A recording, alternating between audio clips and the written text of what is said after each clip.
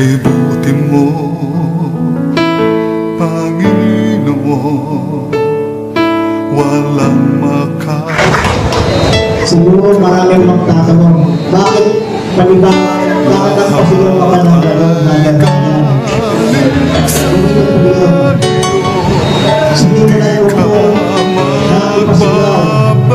Itong lapis yun talaga, tawag tayong busay naman. Noong Diyos ng gabi, kung saan naman ko sa mga gabi. Kaya every time na ako'y magsimula ang pagtapos ng isang ito, yun ang pasigaw ko sa iyo. Ang isang bagay sa nakakadistract ko rin sa mundong nakakaiso.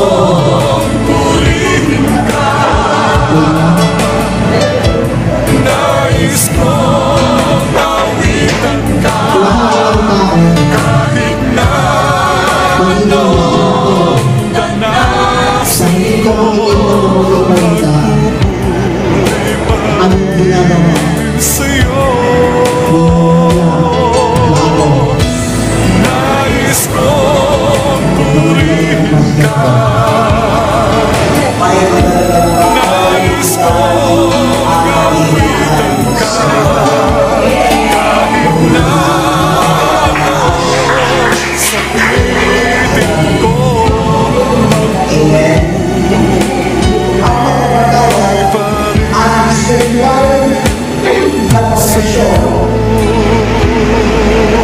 I'm sure that ang pananalig bilang pakipagrelasyon at bibig sa pangalaksasyon. Amen. O kasi verses 9 to 12 ay ang sige. Para na tayo pinanong hindi mo rin wapasin. Visit your prayer, Father, teach just more persistence, which is the sureness of us. Sureness of us.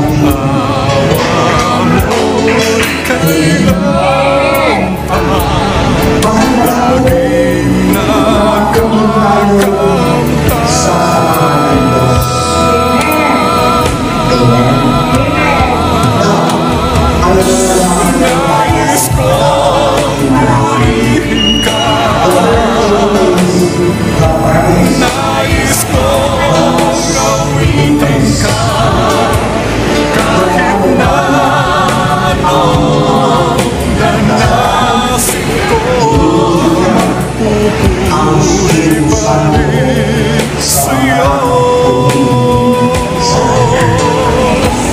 Nais ko purihin ka,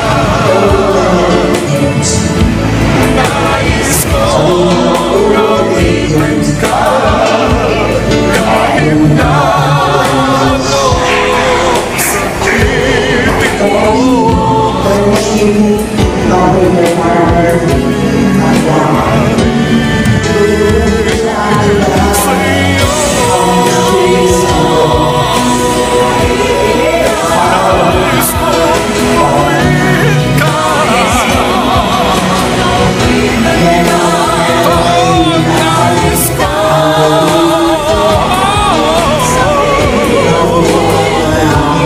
Magpupuri pa rin sa'yo,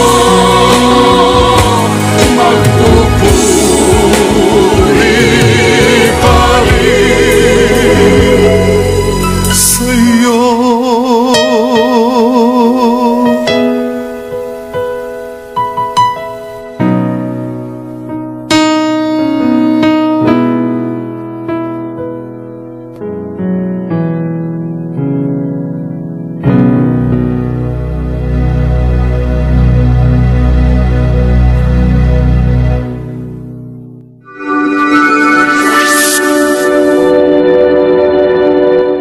Praise God.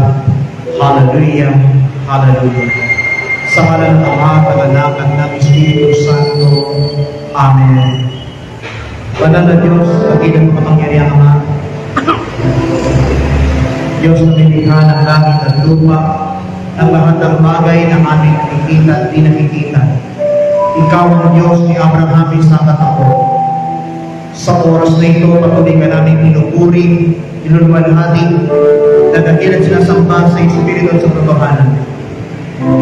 Taos puso mo kaming nagpapasalamat sa iyo lang tigil na katapatan at kabulian sa mga upang kaming lahat ay handang matulong lumakad sa iyong kamananan at katwiran.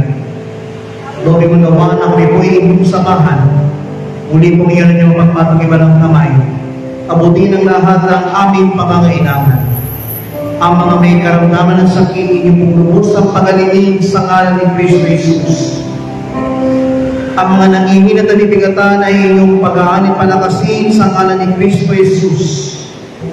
At ang lahat ng nahingin mga may tataas namin, inyong pagkaloob at tugunin sa pangalan ng aming Panginoon.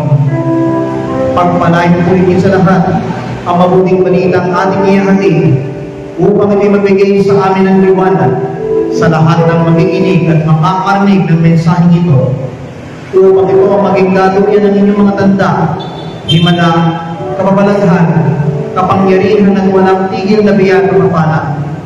Ito po ang aming samot dalangin sa ngalan ng Ama, ng Anak, at ng Espiritu Santo. Amen and amen.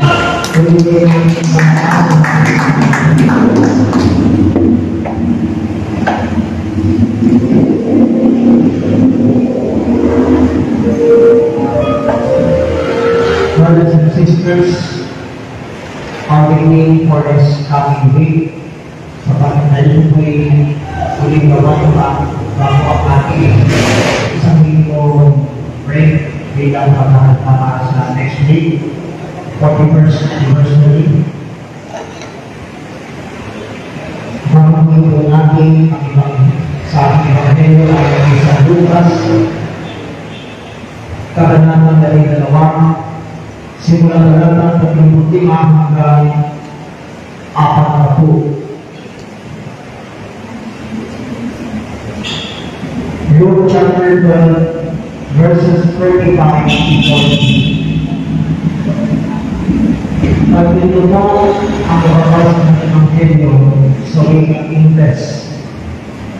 Jesus said, "Be dressed ready for service, and keep your lamps burning, like men waiting for their master to return from a wedding banquet, so that when he comes and knocks, they can immediately open the door for him. It will be good for those servants whose master finds them watching where he comes. I tell you the truth, he who dressed himself to serve will have the recline at the table and will come and wait on them. It will be good for those servants whose master finds them ready, even if he comes in the second or third watch of the night. But understand this, if the owner of the house had known at what hour the theft was coming, he wouldn't have left his house. You also must be ready, because the Son of Man will come at an hour when you do not expect him. Tuwingin mo natin ang malakas ng Panginoon.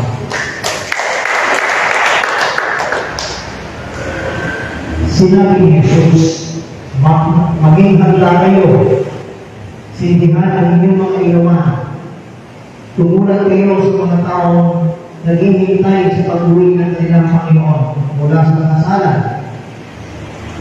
para pagdating niya ay mabuksan agad ang pito.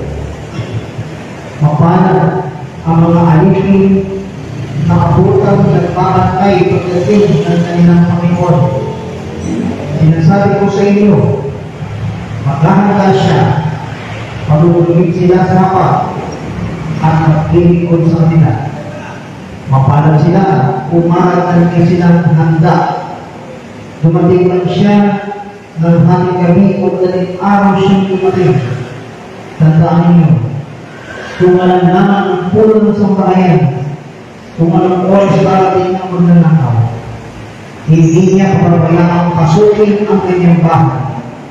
Kaya may dapat humanda sapagkat darating ang anak ng tao sa oras na hindi ninyo inaasahan.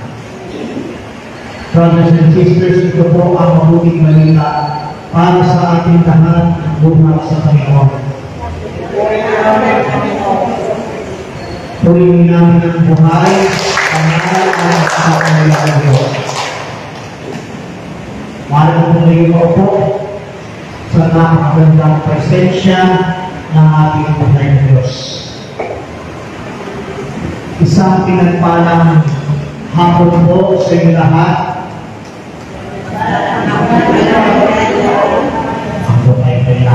Pinagpalang hapon po sa inyo lahat. Bago tayo magpatuloy, bilang paghahanda sa ating 41st anniversary overnight celebration sa darating na August 16 to 17, 2025, na isasagawa doon sa mga kaisayang Quirino Grandstand, Luneta Rizal Park, ay pinagdadala po sa ating pulong lingkod ng mga sumusunod. Ang una po, kasi magawa tayo ng 41 prayer request. Bakit? Bakit 41 prayer request? Sapagkat tayo po ay iniwang ng 41 taong tinagda ng Diyos sa ating lahat. Para po, para masalamatan siya sa kanyang pagtugon sa ating mga kahilingan. Amen? Dalawang chicken sandwich. Dala po tayo ng chicken sandwich sa ating overnight. Magdala po ng tigdalawang kandila na may pansalo. Bakit may pansalo, Brother Ryan? Kasi kaya may pansalo yung kandila sapagkat ayaw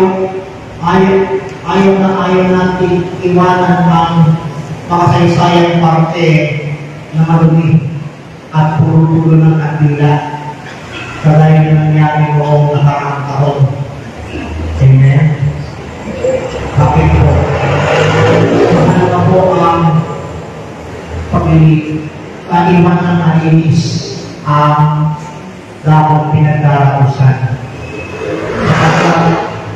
Pag iniwan natin malinis ang buong paligid, lalo na malapit po sa may Rizal Monument, siya pagpapalangin tayo lahat ng buhay. At syempre pa ang dress code sa araw ng overnight, cooking shirt, either round neck o may collar, o kung nag-pre-order po kayo ng 41st anniversary shirt na either round neck or collar, ay din hanggang ngayong araw ng tulo sapagkat sa dali ng kasi sa mismong araw ng retreat.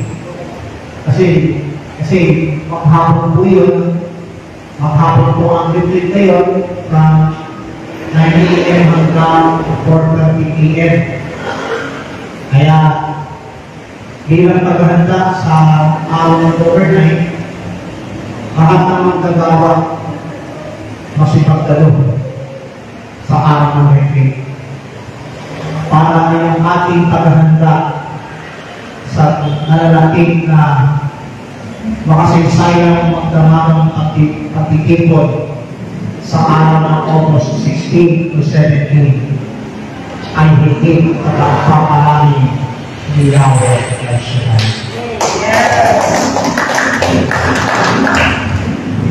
Nandito po ba ang mga taga-governing ng chapter? Taas na po ang kamay. Taas na po kamay nandito ang mga workers ng governing urban. Ayan. Actually, ang pinrepare ko talaga para sa inspirational talk sa Friday is about repentance and reconciliation. So, malit ang tignan ko po sa aking mission order, iba ang nakalagay ng topic, in which ang pagsapong binigay sa akin is about the blessing of God's mercy. Tawag ito. Gusto niyo pong malaman kung ano po ang blessing ng awa ng Diyos. Wala na taong kausap. Gusto niyo pong malaman kung anong blessing mayroon ang kahabagan ng Panginoong Diyos sa araw ng iyon.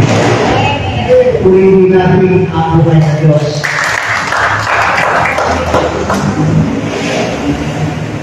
And I'd just like to thank God sapagkat patuloy pa rin ako matatag after ng isang biglaang malungkot na pangyayari. No? Sapagkat ginamit ng Panginoong Diyos ang aking ama para maakay kami mga anak patuloy sa aming pananababain. And after several years na kanyang pag-ibig ko, kasi tinawag siya ng Panginoon 1986.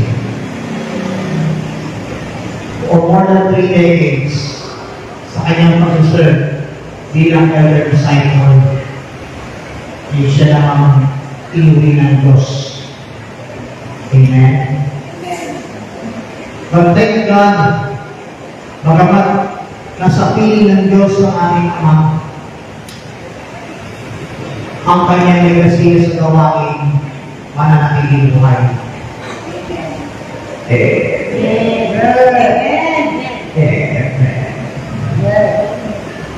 Kaya kapatid, friendship, prayer partner at katuwang,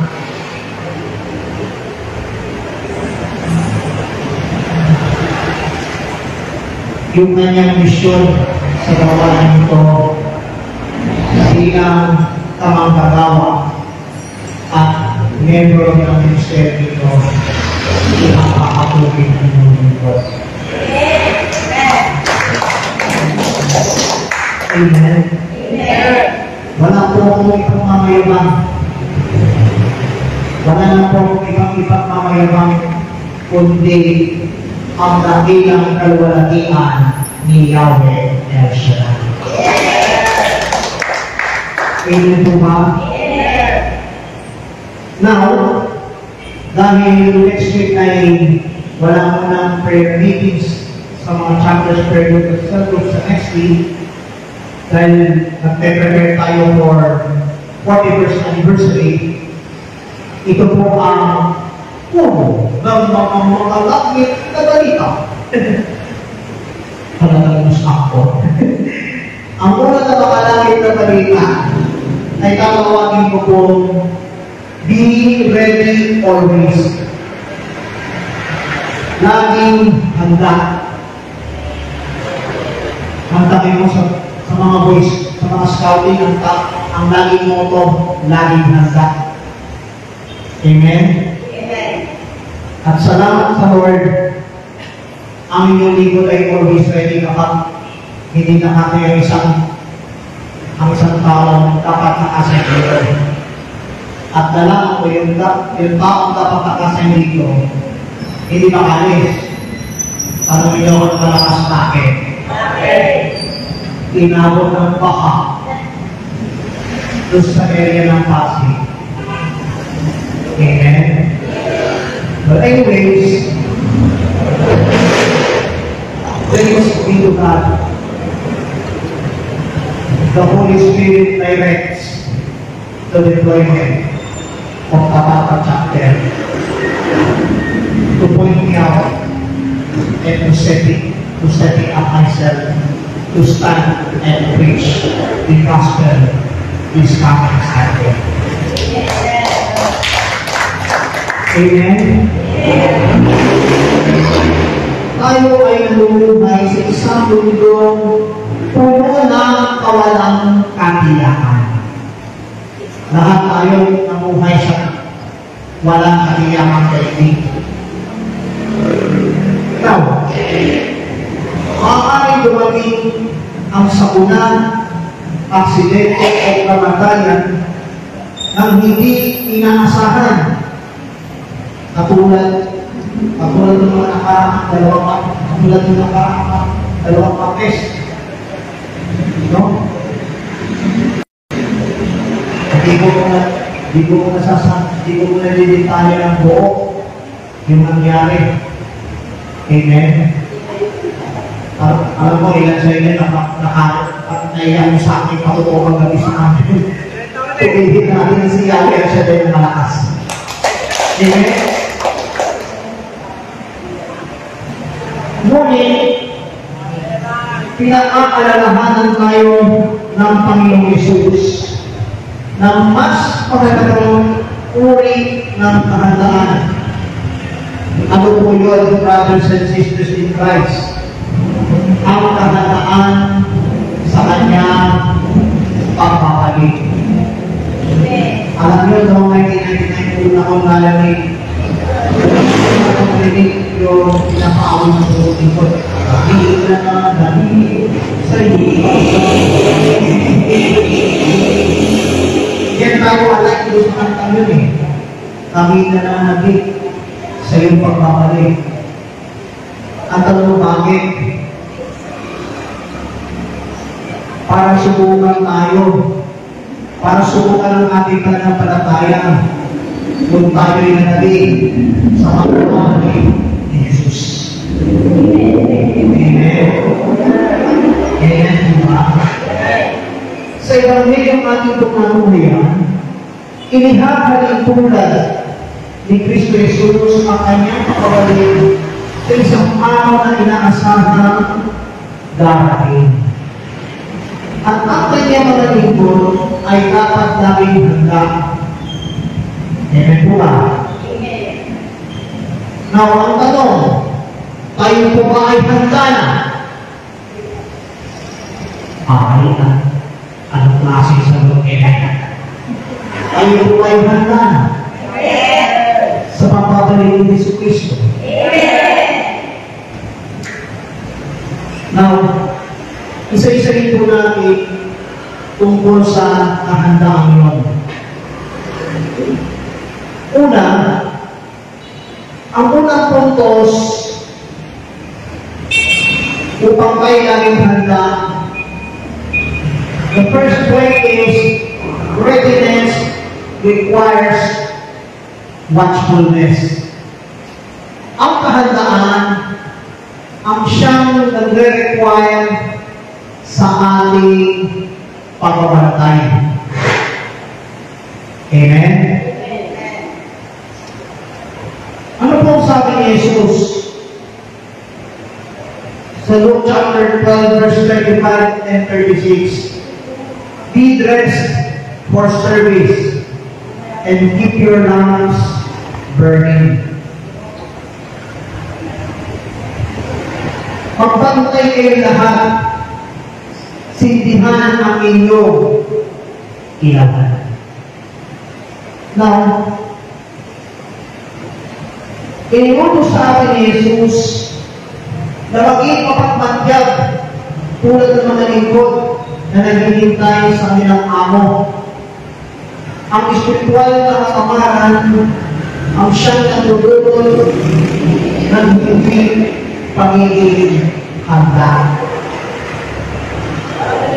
Imagine, yung ating spiritual na katamaran ang siyang magdudulot na tayong hindi handa.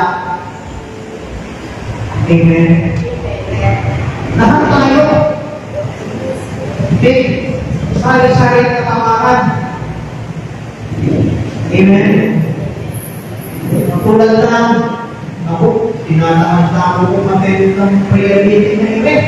Manood na lang ako ng paborito ng programa. Totoo o hindi? Totoo o hindi? Kayo lang sa akin, hindi ako ha. Sa mga tao mundo, tinataan umatin. Bakit? Siguro sabihin lang,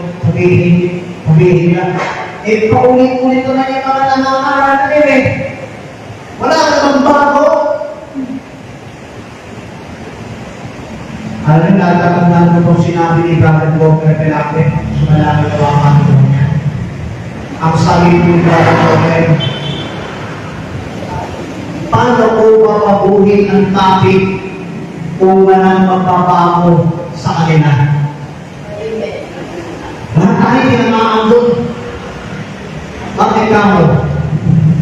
Kapag binago natin ang ating pagkatao at inagis natin sa ating isipan ang katamarang yun, tiyak, panibago at sariwang kapahayagan mula kay Yahweh Shaddai ang siyang ibabahagi sa awas.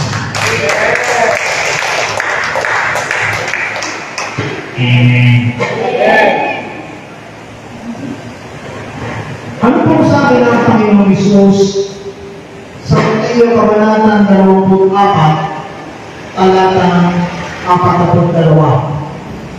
Kaya, kayo'y magbantay sapagkat hindi ninyo alam kung anong araw palilito ang inyong Panginoon. In other words, be on guard, for we do not know what day our Lord will come. Amen po ba? Amen. Hindi natin alam kung anong araw o oras darating ang ating Panginoon. Natatandaan niyo po yung mga hula-hula ng mga nagsasabi in 2011, ang moto pinagtutugtungan natin tapos na. Ano? Yung in-announce na yun, ang pinagtutugtungan na yun, may nangyari ba gano'n? Wala. Eh yung December 21, 2012, ang kung pinagtutugtungan natin tapos na, nangyari pa ito ba? Wala pa rin nangyari. Tanongin nyo ka ng malakas, bakit? Sapagkat wala nang nakakaalam kung kailan darating ang ating Panginoon.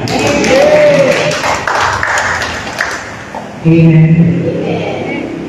May mga tao kasi maniwala sa mga ulan na mundo Amen. Pero paghula ni Yahweh Shaddai na sinasabi, pagpapalagin ko ang mga tao na nanatay at nanampalataya sa pangalan niya, hindi nagkakotoo. Ang hula ng Diyos ay kakaiba kaysa hula ng mundo. That's why I believe that. And whether you like it or not, brothers and sisters in Christ, we must ready.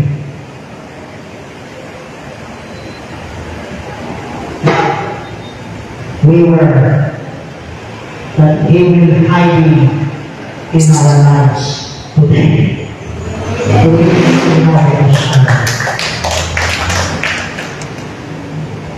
According to 1 Thessalonians chapter 5 verse 6, so then, Let us not be like others who are asleep, but let us be awake and sober.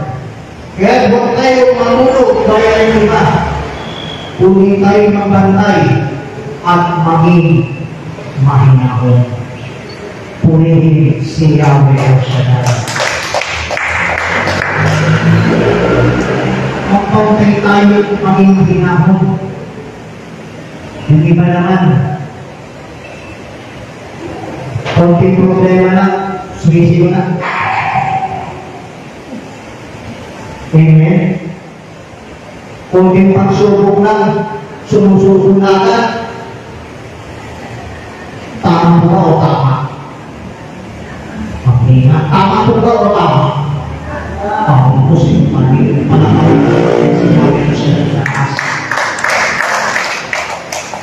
Now, dito tayo sa pangalawang puntos. Kasi baka may itong brother natin na pianista. The second point is, readiness requires faithful service. I-require ng ating kahandaan ng pagiging matapat na paglilingkod. Saan ko na po kayo, brothers and sisters? Luke chapter 12, verse 37 and 28. Verse 37 and 38. Ano po ang sabi ni Jesus? Blessed are those servants whom the master finds watching when he comes. Ang paghahanda ay hindi lamang pagkaantay. Ito po ay aktibong paglilingkod. It is passive waiting or active service. Ang handang Kristiyano ay kabanang sumusunod. Saan? Sa kalooban ng Diyos. Amen. Kaya tayo lahat kasama ang lingkod ay naging handa sa pagsunod sa kalooban ng Diyos. Amen. Ika nga ng isang popular na awit na kinopos gusto niyo ng iyong mga upama, si Bakara, sabi niya, tagumpay ang sigaw ng Kristiyano. Tagumpay ang sigaw ng lahat ng tao. Tagumpay ang sigaw ng puso ko. Tagumpay ang isip, sigaw ko, purihin siya na sa Diyos.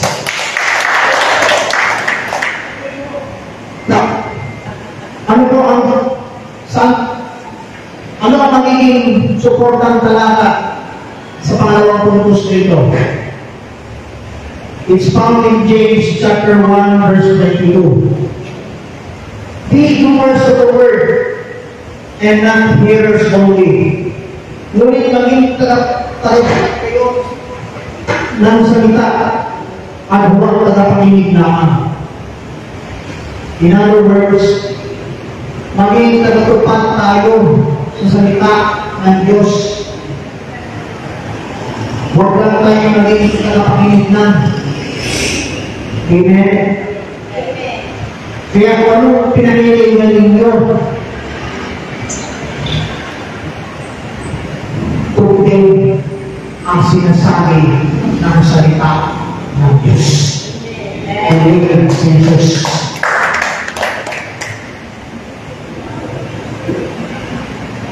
According to the letter of St. Paul to the Colossians, chapter 3, verse 23 and 24, this is what is written.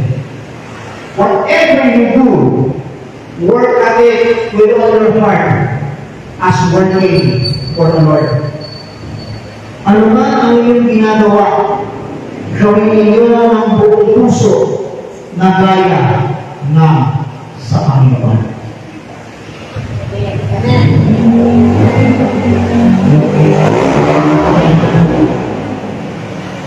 Pang-8 pag-ibig mo iyawan sa kayo, oo kayo na. Yung kailan ninyo, lukay-pay na. Wala pang nakakalakas na inyong kaya siya.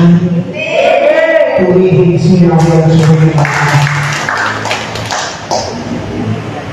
Now, alam naman po ang pangatlong puntos, brothers and sisters in Christ. The third point is readiness requires expectation and urgency.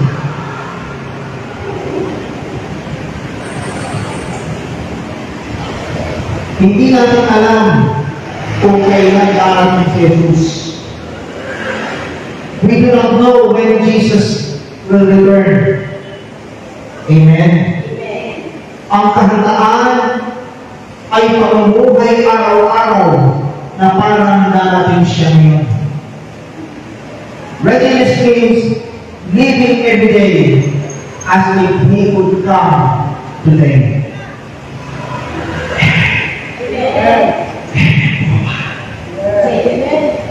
Now,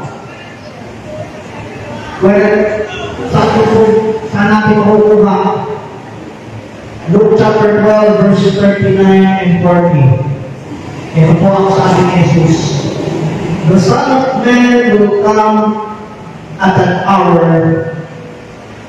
when you do not expect Him. Darating ang anak ng tao sa oras na di ninyo inaasahan. Amen po ba? Whether we like it or not, brothers and sisters in Christ, sa oras na tayo ay patuloy na naghanda sa pagdating ng ating dakilang kapagligtas, whether you like it or not, bato-bato sa langit ang tamaan ng mensahe kapamayanan ng Diyos. Huwag kang iiwi at huwag kang iiwi. Amen? Kahit mga senior citizens kayo, enjoy your life with your apo. Amen? Even your apo sa tuhod. Amen? Ang natin, natutuwa ako sa mga kapag tinitreat sila ng lolo ng lola. Kaya na, yung pagtawag nila ng lolo at lola, dapat yung sound sa halin na yung sound. Bakit ka mo? Sabi nga ng bata sa lolo, lolo, kahit kayo lang to, lolo. Paano pang lola? Kasabihin naman ng mga lola, kahit kayo ay lola.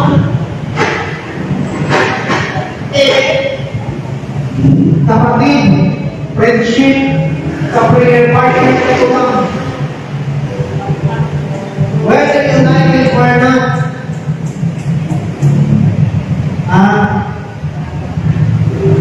our readiness must require expectation and urgency. Pulling in Jesus.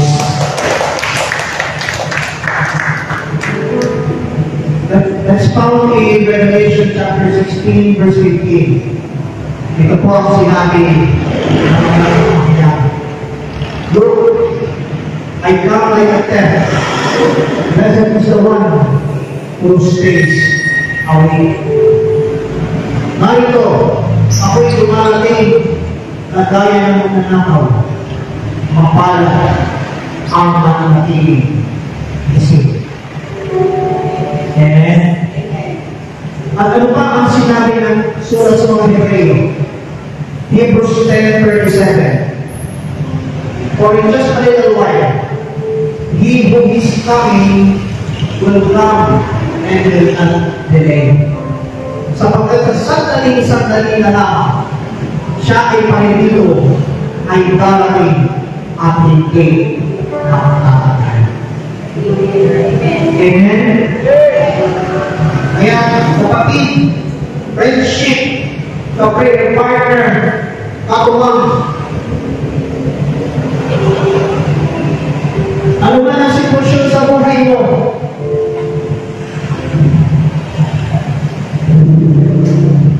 lahat tayo, bibigyan tayo ng kapalatag ng kay Yahweh Shaddai.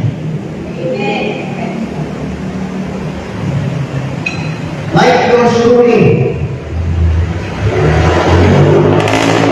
wala nang ulit ng Panginoon ng aking Ama, dito sa ibabaw ng lupa, hindi ako nalungkot.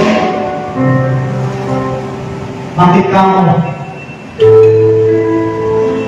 Ako mismo humiling kay Yahweh Shaddai na ako'y lumaki sa kabila ng kalungkutan nangyayari na di namin inaasahan.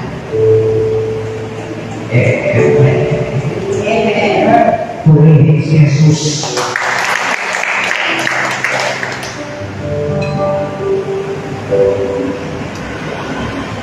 Ang pakikipon tulad nito ay hindi minamadali. Mononor sa pinakta sa atin. Diyan tayo sumunod. Amen. Before I conclude this message, let me share the history of this ministry, the El Shaddai movement. At para sa kalangan ng hindi ka nakakaalam tungkol sa pangalan ng El Shaddai. Ang pangalan ng El Shaddai ay hindi po relihiyon. Ito po pangalan ng El Shaddai ay isa sa ipinakilalang pangalan ng Diyos ang makapangyarihan sa lahat.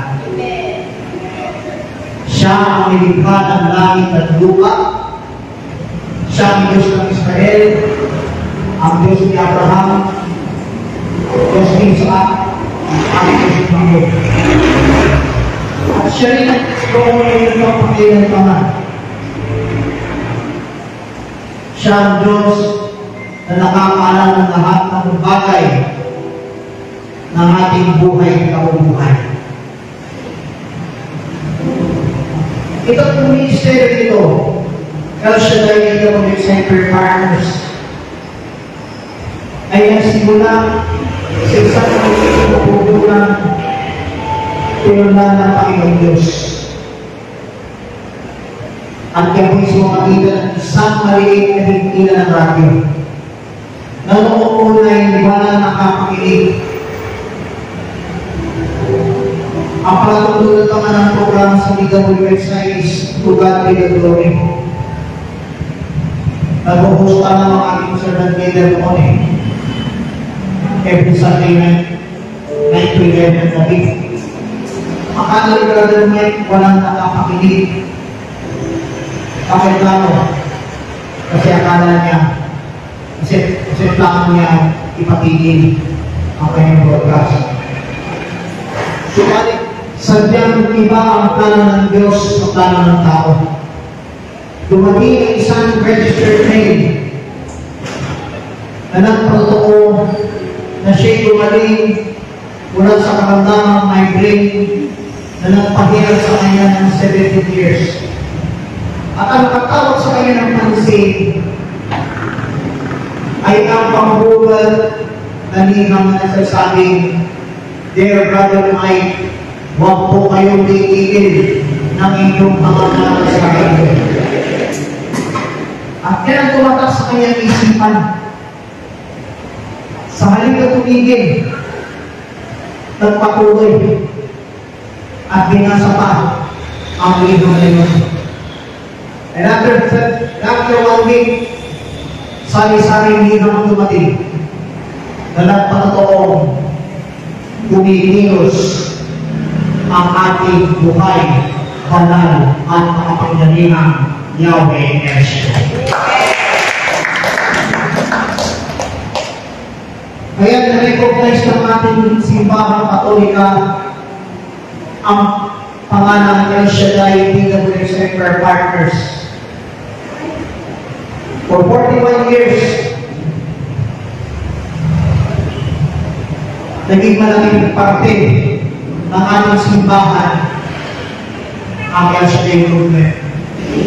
Para to, para lahat ng mga Katolikong lumaybay sa pananampalataya, gigising ng salita ni Yahweh El Shaddai. Yung palakpak yung El Shaddai yung malakang kayo.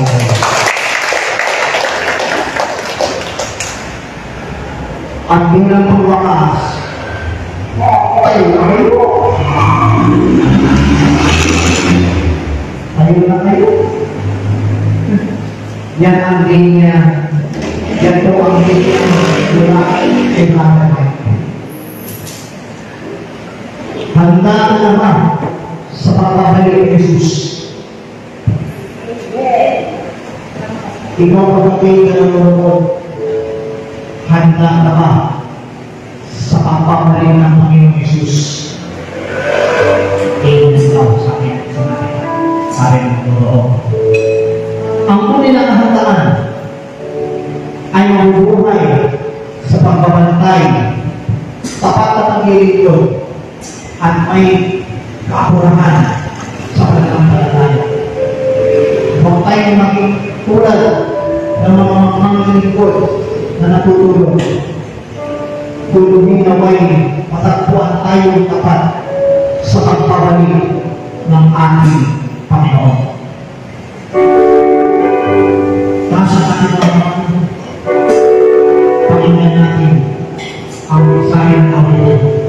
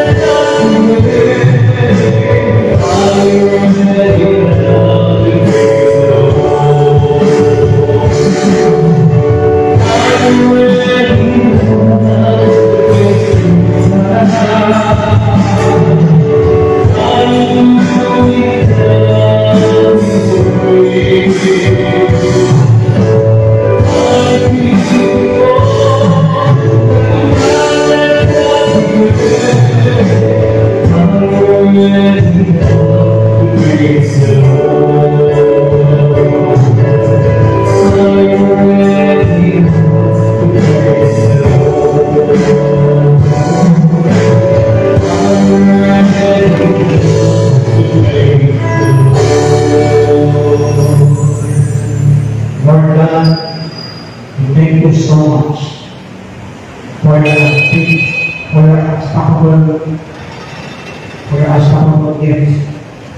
you make to us. As we are ready for your return, we believe that you will enable us, Lord. Kaya Panginoon, pagkakilin hawak isa sa amin. Lalo-lalo lang sa aming paghahanda sa ika-41 taon ng pagkakalatag ng iyong gawain na magaganan sa mga Pilipinas Oriental Rizal Park sa lungsod ng Maynila sa talang ng Agosto 16 hanggang 17. Naniniwala ko, Panginoon, na sa oras ng magdamag ng pag-ibig, naway bigyan mo ng maraming ang panahon sa araw ng pag-ibig mo. At tawa, Diyos, patuloy mo kaming samahan, ingatan, at gabayan upang kami ay patuloy na makapagpapalingkod sa iyo.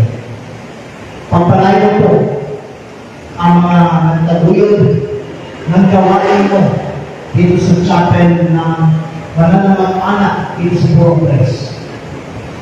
Mula sa coordinator hanggang sa pinakamalawang lingkod, kasama ang mga awit, manunod, at ang mga nagsusuporta sa gawain. Sila po lahat ay patuloy mong pagkalaki. Sundan mo po ng iyong mga tanda. Himala, kawalan, kapangyarihan at walang tigil na biyaya at kawalan. Taas ang inyong kasama ang inyong mga prayer requests at ang mga bagay na inyong pagpalaki na ating ng Diyos. Diyos sa mga kapangyarihan, paspasan mo po ang mga hawak ng aming mga kapatid. Ang kanilang mga handbags, wallets, Biblia, tubig na sa simpan niyo, at iba pang mga bagay na kanilang tinataas. Gamitin mo po bilang mga sangkap upang ang sino mga hipot ay sundan ang iyong mga tanda, himala, pagbalaghan, kapangyarihan at walang tigil na biyaya ng Panginoon.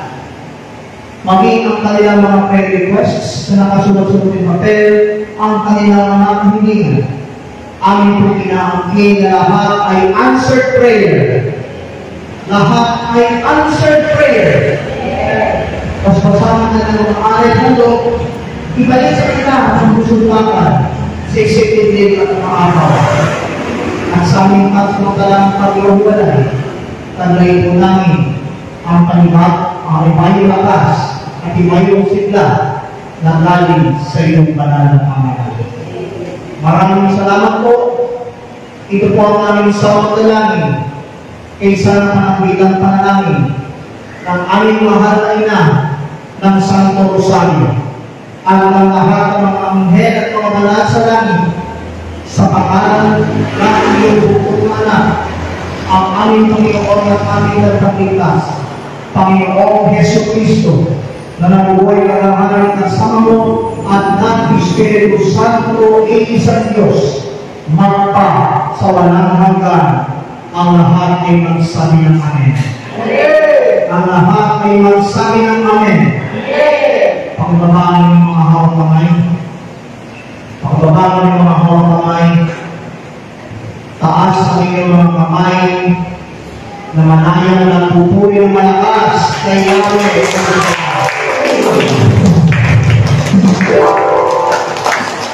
Taas ang kamay mo.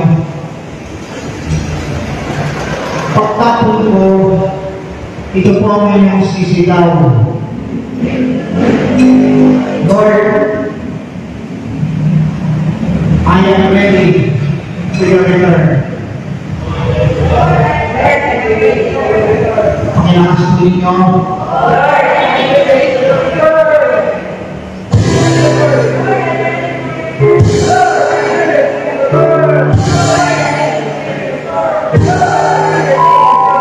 And may the Lord God bless us all. Now I love you forever. The name of the Father, and the Son, and the Holy Spirit.